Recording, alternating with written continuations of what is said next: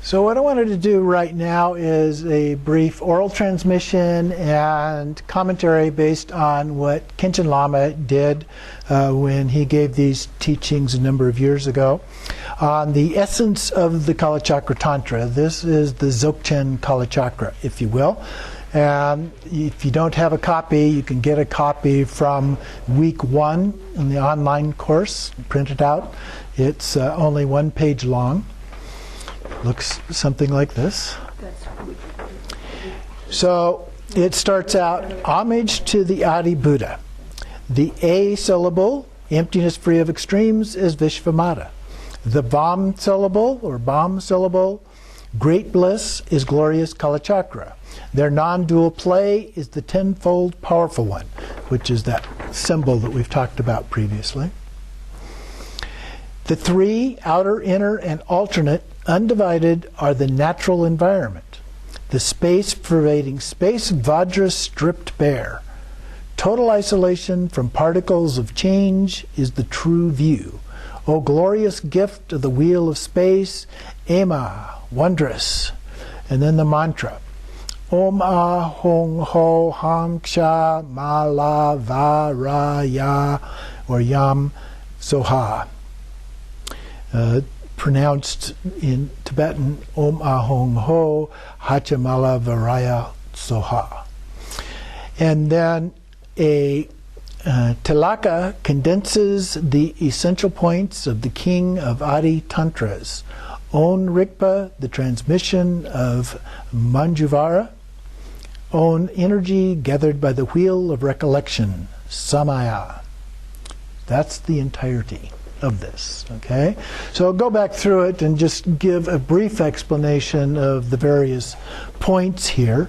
So homage to the Adi Buddha. Adi Buddha is the primordial Buddha, so sometimes that's considered to be Kalachakra, other times it's considered to be Samattabhadra or Vajradhara, so it's visualized in different ways, some cases even Virachana.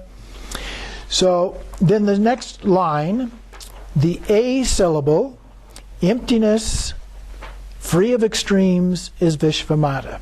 So this is the female aspect of that, the female principle involved. The Bam syllable, great bliss, is the glorious Kalachakra. So there's the male principle. Their non-dual play, so that's the 2 of them together as one, is the tenfold powerful one. And we went through that before, so I'm not going to go through all of that. We had a handout that gave all of those pieces in that, so you can look back at that for further explanation. The 3, that's the A syllable, the Bam syllable, and the non-dual part, outer, inner, and alternate, undivided, so the 3 together, are the natural environment. So that's the actual environment. So we're looking at those 3 together, forming the, if you will, mandala. The space pervading space, Vajra stripped bare. He referred to this as pure view, true view. So it's space being a metaphor for Rigpa, pure awareness in the Dzogchen tradition. Total isolation from particles of change is the true view. So it's pure, it's unchanging. O glorious gift of the wheel of space, Ema, wondrous. So it's just an exclamation. And then the actual mantra is considered to be a union of 2 separate mantras. The first one is a 6-syllable body mantra. It's Om Ah Hong Ho Ham Ksha. Those letters together. And then the other one is the tenfold powerful one as body mantra. And you have to insert an Om there before the Ha. And then, so it would be Om Ha Ksha Mala Varayam Soha. Okay? Those together. Now, there was a little bit of a dispute about the Ya, the last Ya, whether it was a Ya or a Yam syllable. So Khenchen Lama put an M on the end of that. And then a tilaka condenses the essential points. Tilaka is the red dot that's put on the forehead. And so it's like a tigli, symbolically, like a tigli.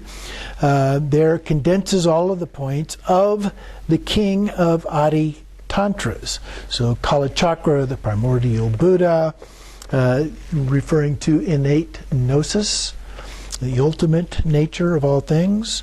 Then our own Rigpa, own Rigpa, the transmission of Manjuvara. Manjuvara refers to the lineage, actually, here. And so our own Rigpa refers to intrinsic awareness and also to Dharmakaya.